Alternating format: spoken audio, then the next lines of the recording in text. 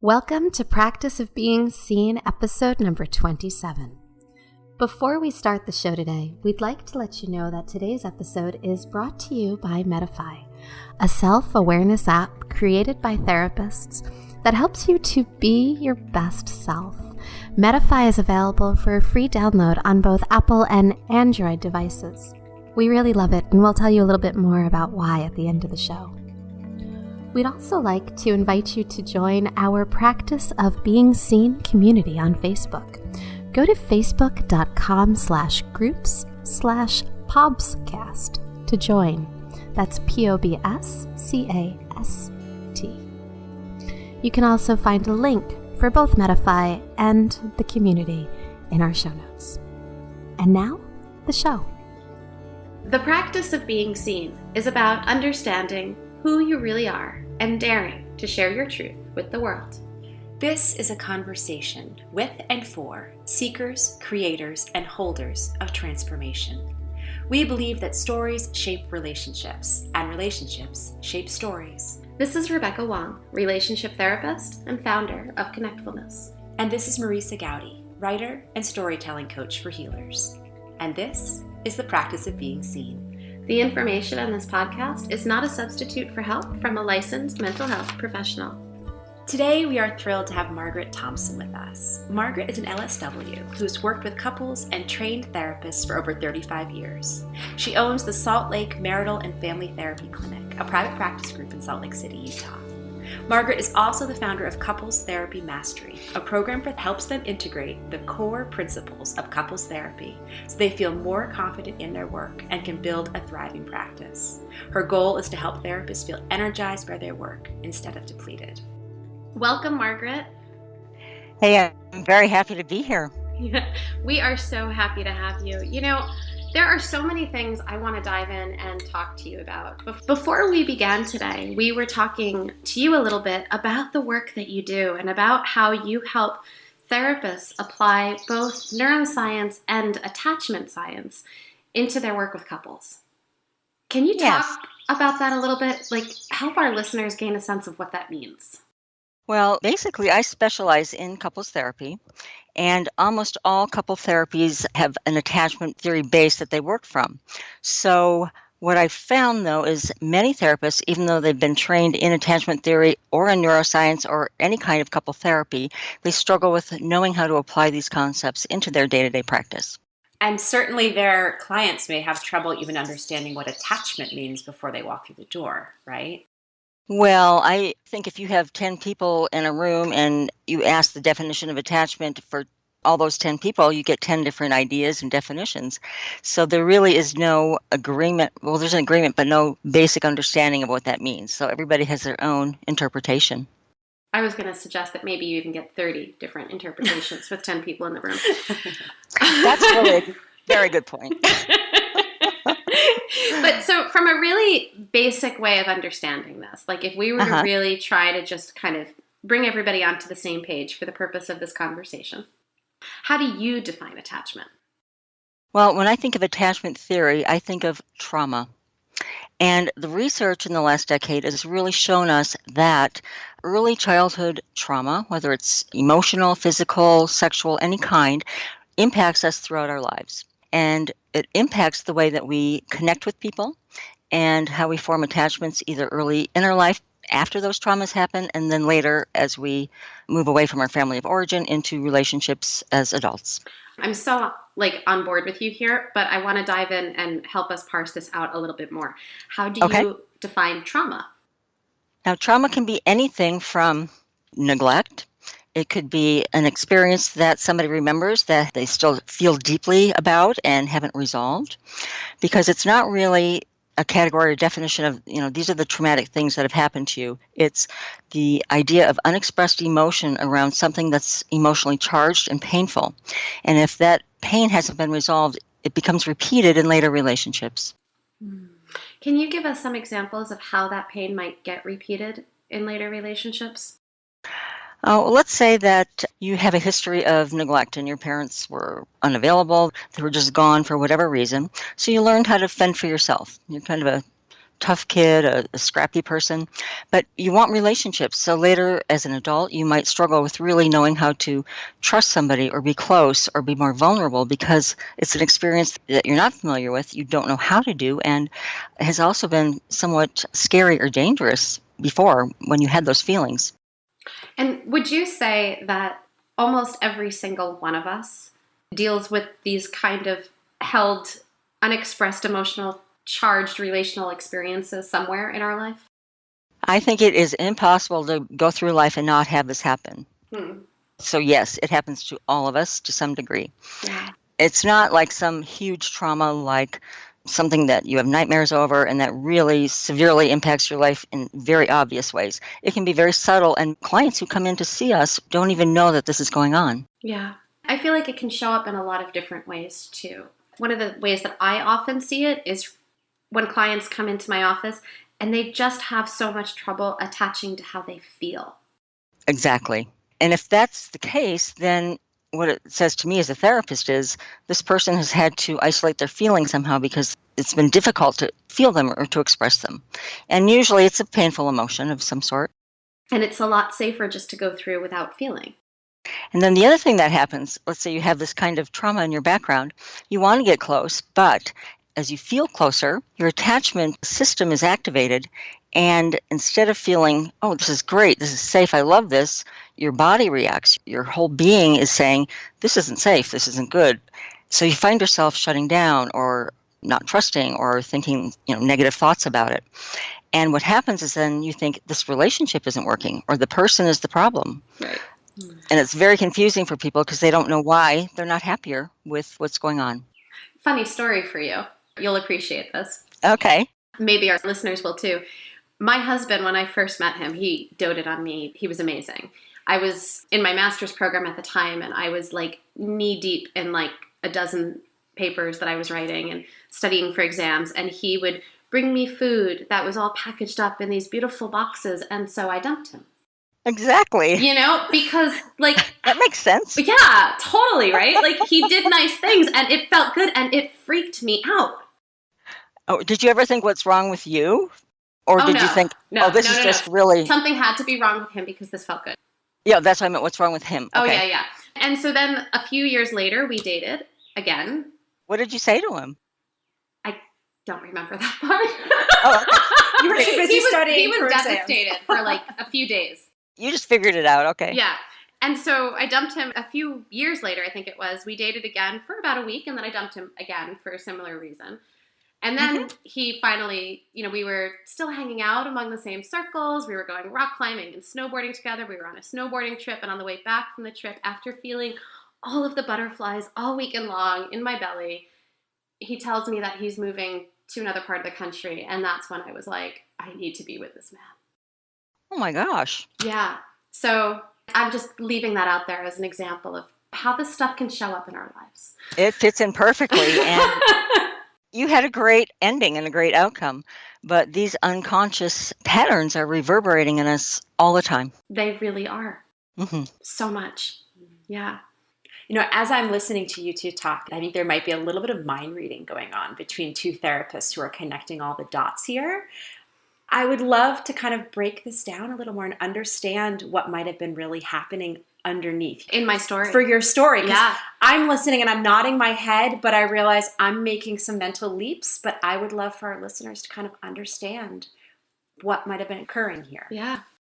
I'd love to address that because this is, I think, how therapists struggle when they're trying to apply this kind of stuff. So let's say that you loved being with your husband or boyfriend at the time and you felt great, or if it's a client in my office and they have this new relationship, but then all of a sudden they start having this physical sensation or negative thinking or thoughts about the relationship or about the person. There's something that's disconcerting, that's unsettling even, but they don't know what it is. They don't know how to describe it. And what you'll find is that people either do, like you did, dump him, or they find problems or they create problems as a way to kind of defend against this feeling. And really what, as a therapist, we find is that there's an emotion that's underneath that discomfort, usually some kind of loss or pain or sadness or grief or something, because it's connected to the original trauma, which probably has something to do with either an angry feeling or hurt feeling or some kind of pain that they experienced that they never got to say to their parent. So let's say you have, I'm taking that in and I'm Okay. going, yeah, that's exactly what was happening. My father had died not long before. There you go. So, there it is, right?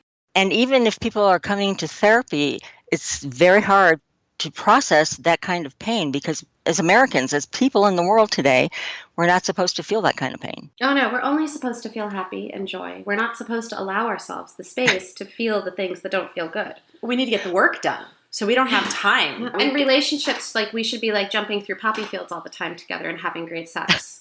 Until you're at least 90. And you forgot the part about parents always do the best for their kids, or they meant well. Oh, yeah, they always mean well. And the kids always turn out fine. They're always fine. Yep, no big deal. Yeah. So let's go in, because we're joking around a little bit right now. But this is really, really serious stuff, and this affects all of us. Well, what I want to do is share with you how therapists really struggle with these issues because Please do. It's a theory, and it makes sense to all of us as we listen to it, but how you put that into application, how you work with somebody in your session, in the room with them is different because you're looking for those underlying emotions, that painful feeling, the things that are unexpressed. So you're talking to somebody who's spent their lifetime covering this up, right?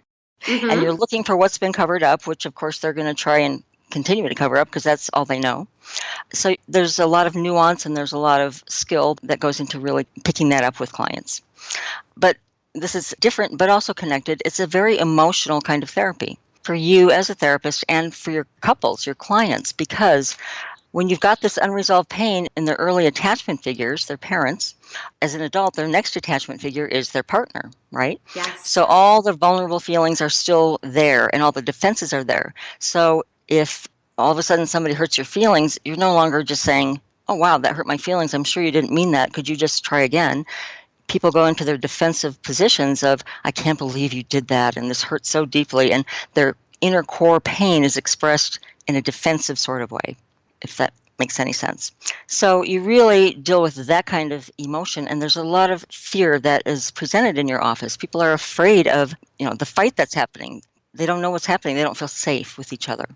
And this is what therapists often talk about. The difficult part of being a couples therapist is that couples easily escalate. They get triggered. They become emotionally reactive in just a millisecond. And these are our early defenses protecting us, keeping us safe. And you can imagine how painful it is or difficult for your clients or for yourself or myself to be with the person that you feel the safest with, you trust the most, and all of a sudden they are the person that hurt you. They're the enemy. They're the trigger. Subconsciously, right. Yeah. So, and when people are in this defensive mode, this reactive mode, they're just trying to survive. It's our old survival mechanisms that get activated. But it's very destructive to the relationship. And couples can be locked into these kind of cycles for a long time. Yeah.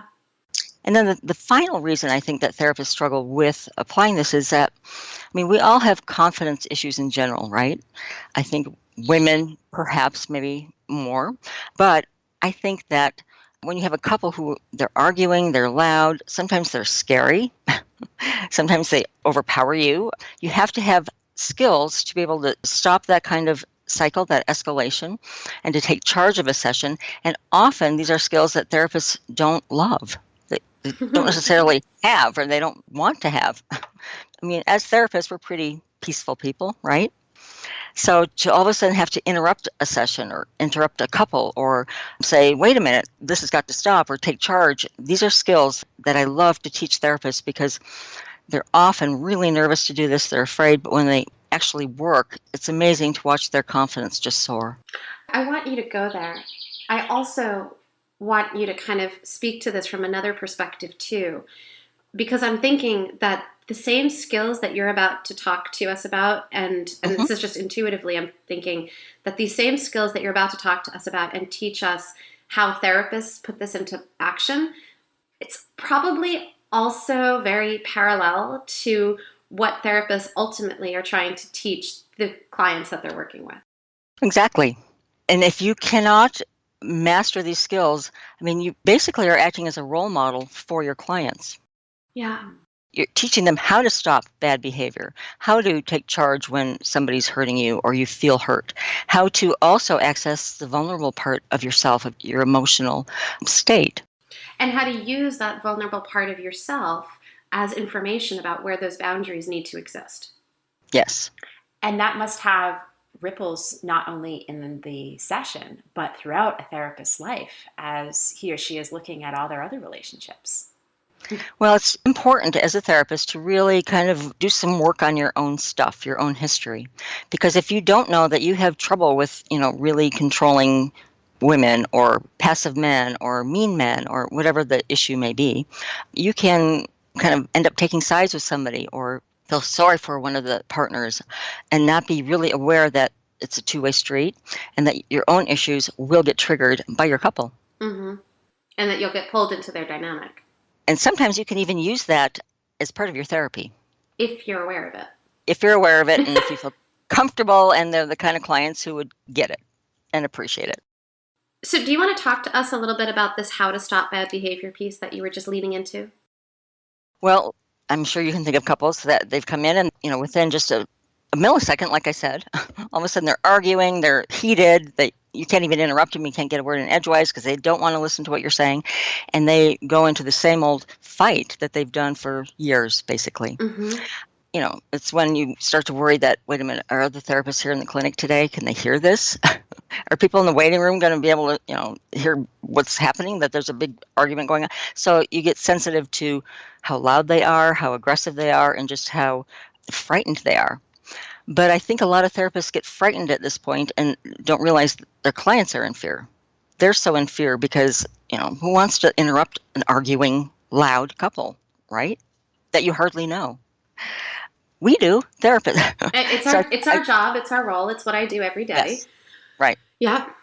I'm sure it's a skill that you've learned because I know when I first started with couples, they would do that and I had no idea what to do. I mean, I thought, excuse me, can I say something over here? And by then... Can you please...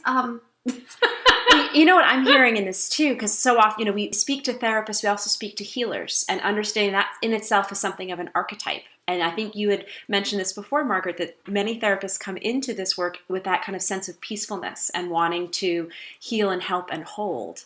Yes. And part of healing and helping and holding is being able to set limits and create boundaries and be a container. Because without that... And yes. A container is not always passive. No. Right?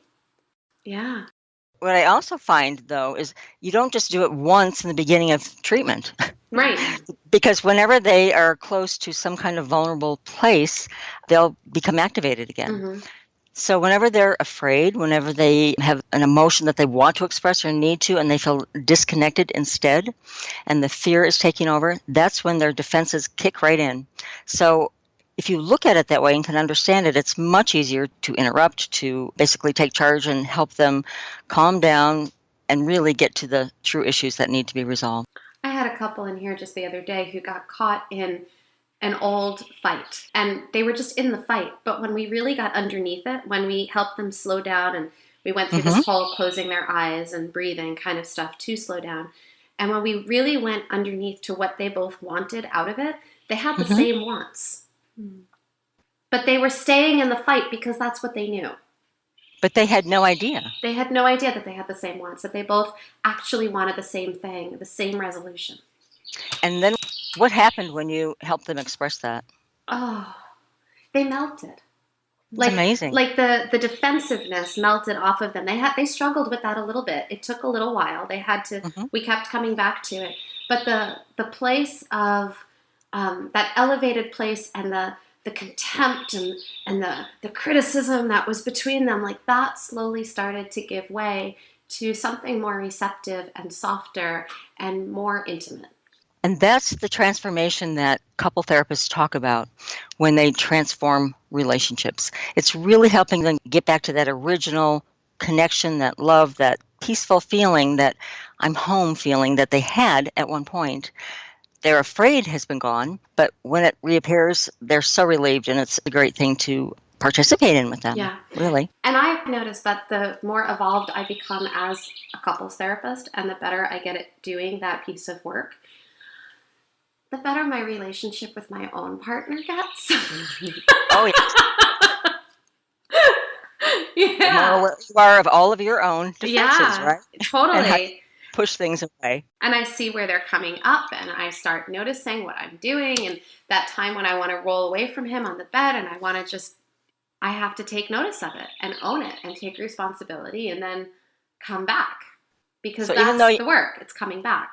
And it's still kind of hard to do. Oh, yeah. I think the shift for me, and I'm sure that I still have a lot more maturing to do in my own life, but the shift for me has been that I know how to do it now. And that was the hardest part to learn, was how to do it. Now I know that it's time to do it. It's like, okay, I know how to go for a run. I'm really good at running, but it's time to put my shoes on and get out the door. So, excellent. Like it's time to make the repair? Yeah, like you have to notice when it's time. And how long, or what was your process like to get to that point? Because that's the process that I love supporting therapists in. Well, so we're married now. We're going on 11 years of marriage, and I have been a therapist a little longer. So I don't know exactly where in there things started to make that shift for me. But I feel like I'm waking up. I don't know if I'm fully evolved. I'm sure, and I want there to be a lot more evolution, but I feel like I'm starting to figure this stuff out. I want to change the subject to chair, if you don't mind. Fine.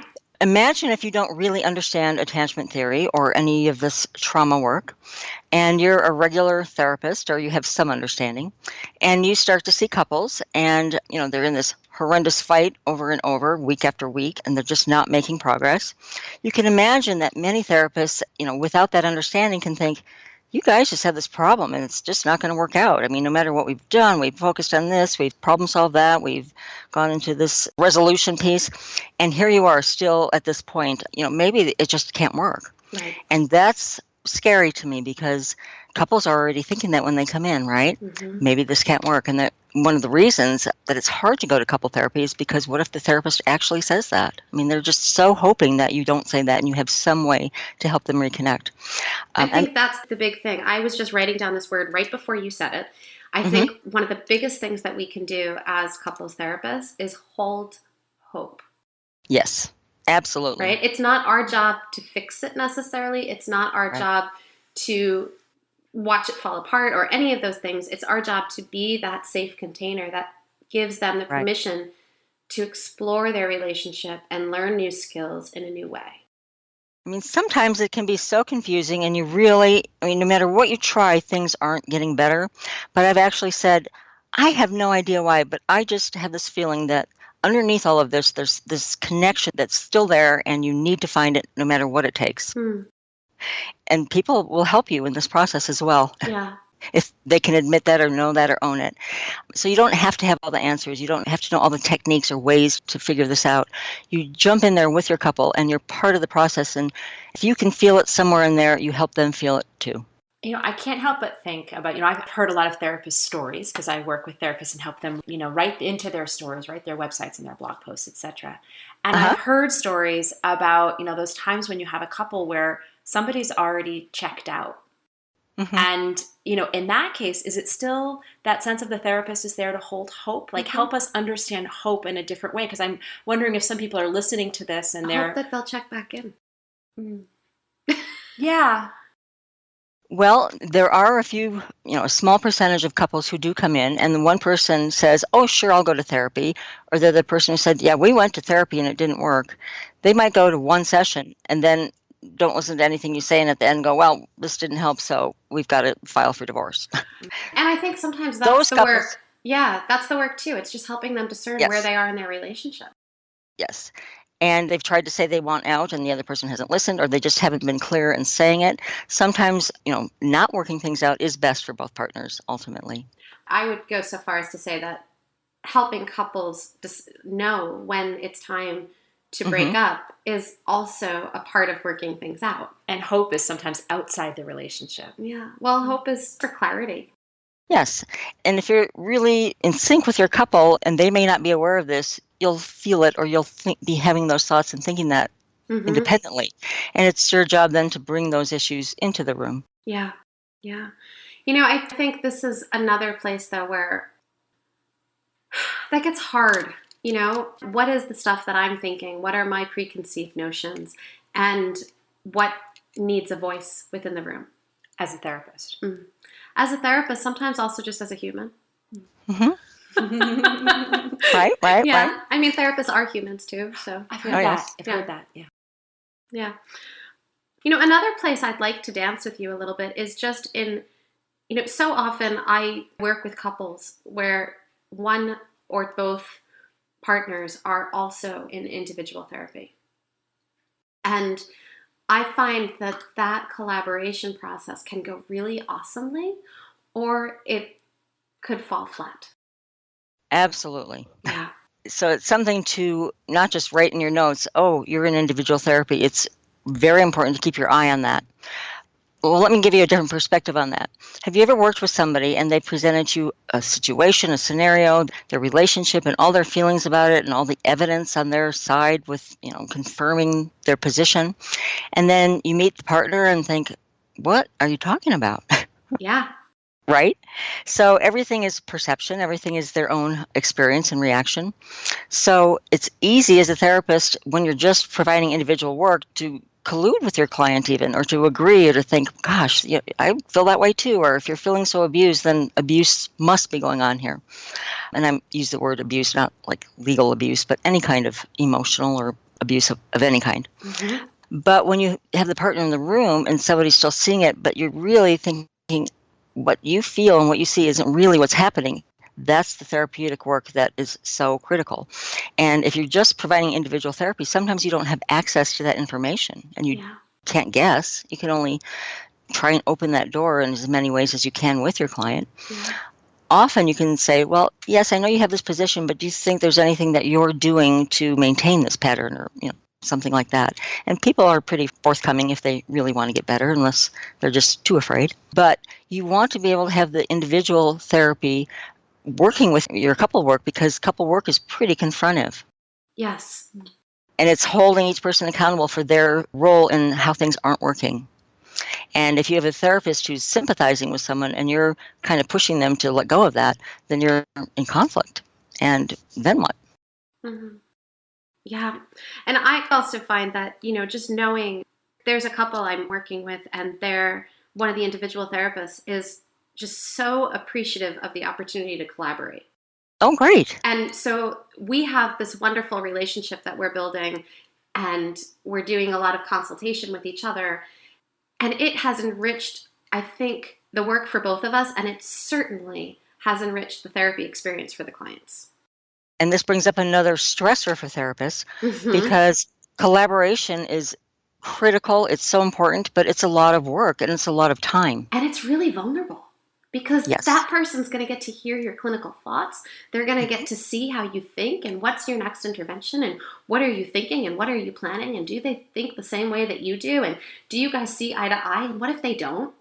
And who has more experience? And what if they think you're wrong, or you're not very smart, or they've known the client longer, so how would you know? And they want to tell you what to do. Yeah, I mean, there's so many things that come up there. And I think all of those things are the things that get in the way of good collaboration. Yes. And therapists, we're all busy, so it's hard to take the time to do so, but very important. Yeah. But I want to bring up one more thing, too. I don't know if you found this in your own practice, but when you start first seeing couples, or just difficult clients in general, there is up to a 50% no-show rate. So I'd say the average couple therapy is between 10 and 12 sessions or so. But 50% of clients will drop out of treatment before the 6th visit, meaning half of the clients that come in to see you don't complete the therapy, so therefore they're not better, right? And this can be very disillusioning for the new therapist trying to build a practice, trying to feel good about their work, and people aren't coming back. And what do you do with that? How do you admit that to yourself? How do you think, how much control do I have over this? Is it all their fault? And just dealing with that, almost a rejection or a, I guess I didn't do a good job kind of feeling, and keep going. Yeah. With collaboration, with people dropping out, with dealing with intense emotions, you can see why from time to time, it's easy to go, oh, this work is so hard. Why am I doing this? But on the other hand, when you've got that couple who's made that transformation, it's almost like all of that is out the window, and here you are with somebody present with them and really just watching this unfold, and it's just amazing. Yeah. And this seems to speak to the sense that the therapist's journey is in session, but it's also the entrepreneurial journey that is kind of folded around it. And then those are always in a dance, and perhaps sometimes in competition, and sometimes supporting one another. And no matter what, it can be kind of complicated. And really vulnerable. I mean, like, I think, Margaret, I know one of the things you talk about a lot is confidence. But I think this is one of those places where therapists can use that help, because if their livelihood is based on the return of the client, and the work for the client is just so hard sometimes. And, or they're dropping out because they want to avoid the work, right? Yeah. I mean, I think there are things that you can do to re-engage or to engage them so that doesn't happen as much. But one of the things that we do in our clinic is I have a 2-hour meeting every week that's not paid, that's mandatory for all therapists who work here, including me, where we present every single one of our cases at least once. And the purpose of that is to get used to talking about your cases and to never thinking that either I know everything, or if I have problems, I need to just kind of ignore them or cover them up because what will people think, right? I have found that the more experienced I become as a therapist, the more consultation groups I try to join. Because you feel, exactly, you feel more confident asking for help, right? Yeah, I'm in like 2 different like real supervision groups right now. And then, like I reach out for consultation at a lot of other places also, but like I have my solid, I know when they're meeting, regular consultations. And when you're very first starting, it's scary to do that. It's so scary. And maybe I'll share my experience with you. Yes, please. And the reason that I'm really dedicated to helping therapists not give up, to hang in there until they can get in the groove, until they can really feel, hey, I know this, I've got this. I was in graduate school. It was my first year, and I was the youngest person in my program. And I say that because I was so aware of it. I think I even tried to find out, am I really? Because that just confirmed everything I thought. I know nothing. Everybody else knows more than I do. I'll just kind of coast and learn a lot because I don't have that much to offer, but I guess somehow I made it here, right? And my first practicum was in a school setting, and my supervisor, I don't even remember how this happened, but I had an assignment where I was working with a group of elementary school kids in their classroom. And I had no idea really how to talk to kids. I didn't know much about child development, or, you talk in a different voice. I didn't really know what I was doing at all. So, one day she said, Margaret, I was listening to you on the intercom during one of your classes, and I thought, oh no, you listened to that horrible thing, that session that I just did? And I didn't know this, so, there's a feeling of betrayal, right? Because at least you could have warned me that you were going to listen, and I could have maybe sounded better. But she basically said to me, I could tell that you're really struggling with what to say to them and what to do with them. And I said, well, yeah, waiting, because I knew that that was exactly right. And she said to me, maybe you really should consider a different profession. Oh. Can you imagine? Oh, that cut through me, and that wasn't even my personal experience. I mean, my first year, it was the first couple of months I was there. I had no idea what I was doing. And, she confirmed that. And instead of helping me with it or believing in me or having confidence, it was kind of like, you can't do this. Now, luckily, deep inside somewhere, I knew that I could, and she was wrong. But it took a while for that to really solidify or to come out. I don't even know if I told anybody about this for the longest time, but it was devastating. I just remember, I don't even know what I said to her, but I just remember tears streaming down my face going, I don't know what else to do. Now what? It was just the most painful feeling. And because of that, I'm quite certain she doesn't remember this. I do. But it really took a while for me to kind of get that thought out of my mind that I couldn't do this, or I wasn't going to be okay doing it or good at doing it. But I kicked into gear and thought, you know what? I'm going to find someone who believes in me, who thinks that I can do this, because I need to have someone believe in me so that I can, again, believe in myself, but to teach me what I need to do so that I can know what to do in these visits. I forgot to add that she didn't really help me know what to say in those sessions. And so this is why I love to help therapists know what to say when they get there and they're feeling some of those feelings, because I think they're normal. I think they're normal too. And I just took a few notes as you were just talking, and there's a few things I want to highlight. The first thing is that this experience that you described, this sounds to me like trauma. Oh, yes. Right? And the thing that you were looking for was for someone who believes in you. That is like seeking attachment. Right. Who could teach you. Yes. Right? That's like the therapist who's coming in the room and saying, I'm holding hope for you, and here are some skills, and we can make this better. And that leads to more confidence. Right. Yeah. Yes. I had those thoughts with her originally. And luckily, when she kind of broke that trust, I thought, I'm still going to look for the same thing. It just is the wrong person for me. Mm.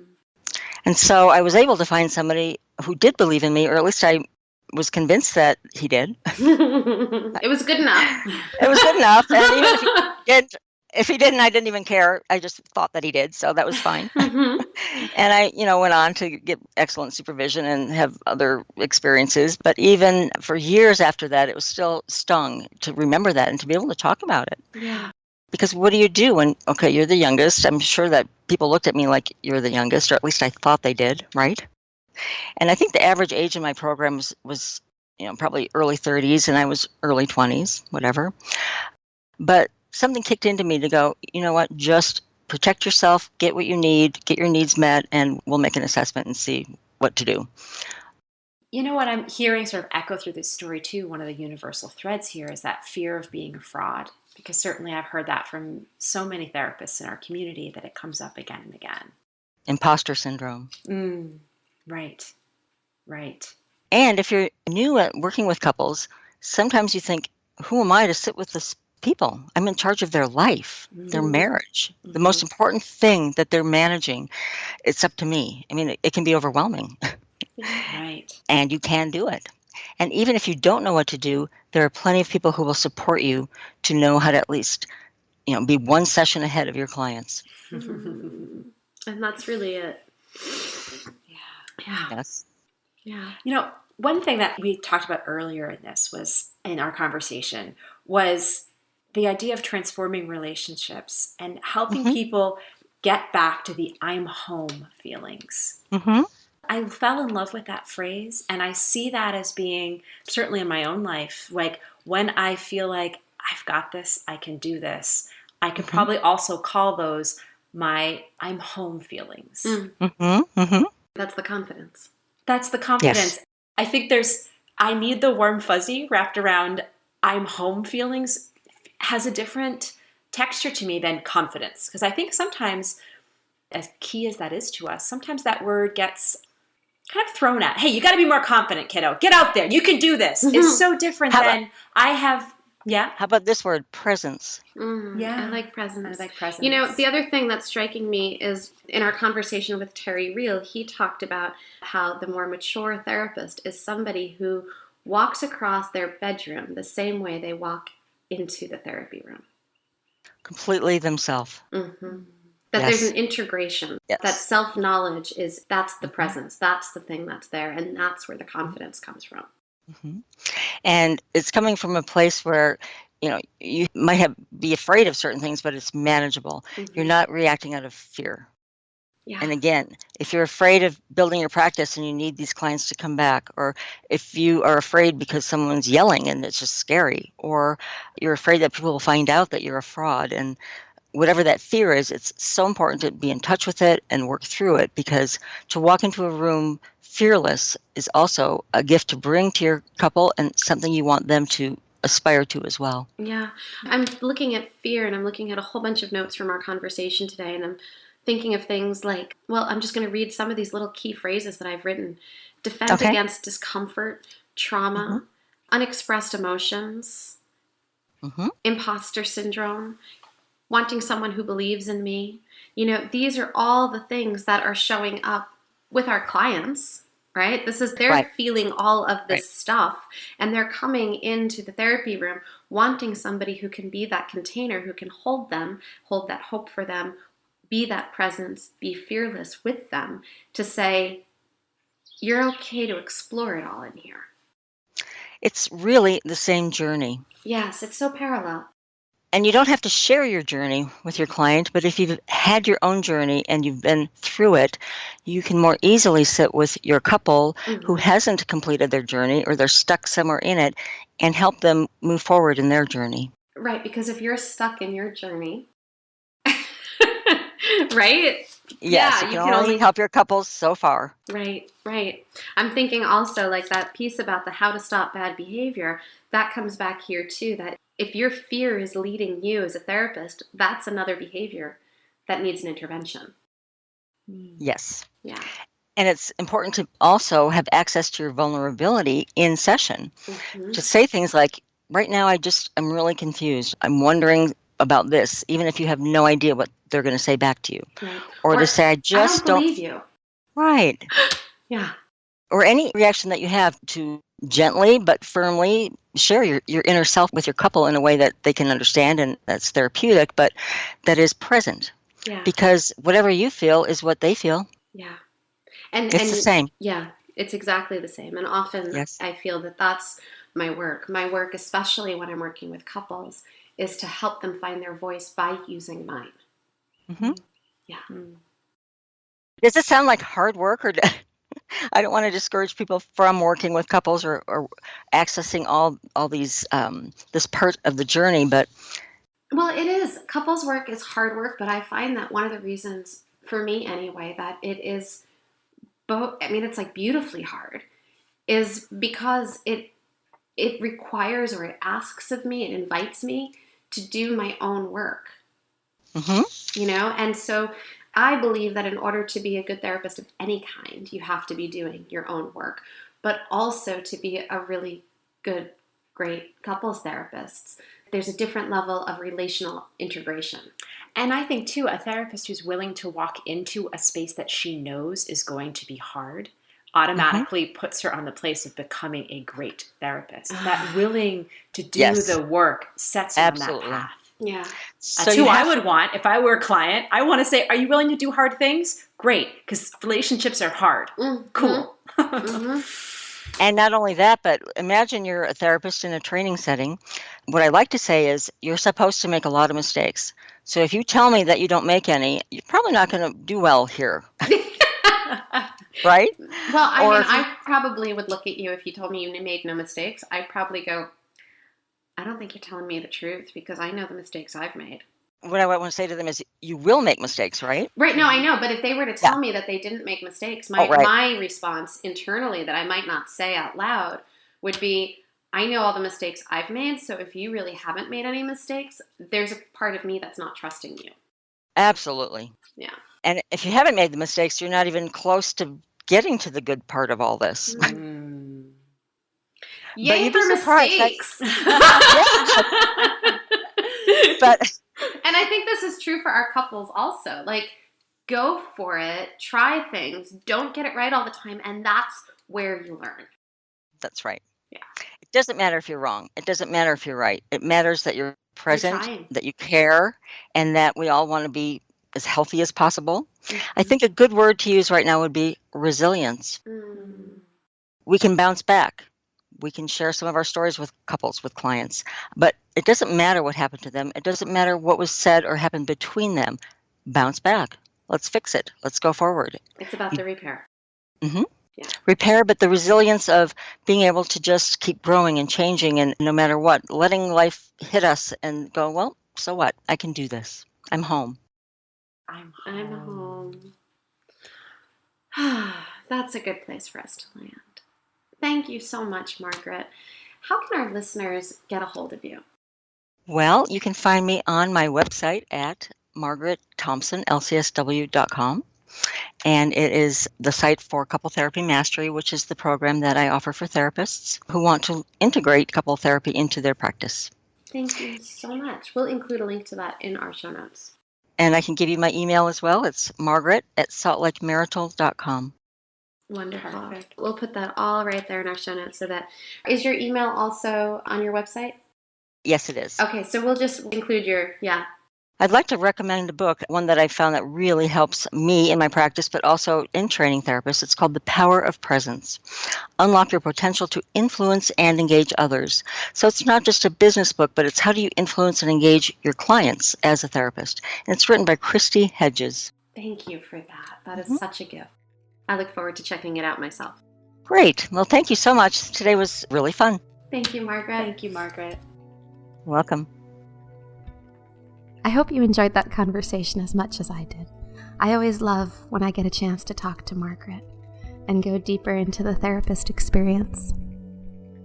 I'd also like to talk to you a little bit right now about Medify. You know, I've been using it for a while myself, and I'm really loving this app, this free app that you can download on both Apple and Android devices. I've had a lot of my clients download it as well.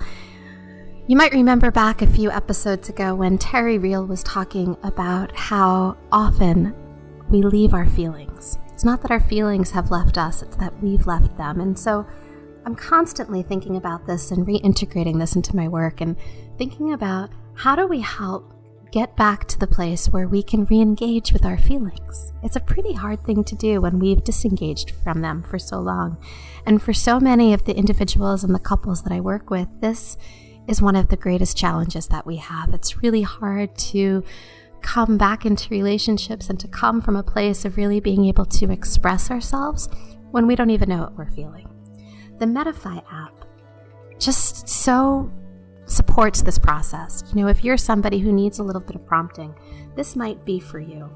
You can create an entry in this app where you start by naming your primary or secondary emotions, you locate where in the body you're feeling them, and you log some information about what you're feeling. It really helps you to organize all of this and prompts you through the process of pulling together these different aspects of your feelings. Again, this app is for free on both Android and Apple devices, and I can't recommend it enough. I'm so excited that Medify has joined with us to help get the word out about their great app and our podcast. So please do go ahead and check them out. We also would love to invite you to join the Practice of Being Seen community on Facebook at facebook.com/groups/PobsCast. You'll find a link to both of those in our show notes, to the Medify app and to our community group. For the therapists in our audience, you may also recall that we've probably been talking a lot about our revision retreat that's coming up this August 13th to 16th at Menla Mountain in Phoenicia, New York. We have just a few spots left, and we'd love to have you join us there. We'd even love to give you a special discount code. For $44 off, use the discount code SUMMER. That's a capital SUMMER exclamation point. We hope that you've been loving the Practice of Being Seen podcast and that you will help us to spread the word by subscribing, rating, and reviewing the show. Your reviews really do help us get the word out. So go ahead over to Apple Podcasts or your favorite podcasting platform and leave us a review. We'd love to see what you have to say. Music written and performed by Christopher Ferris and produced at Kidney Stone Studio.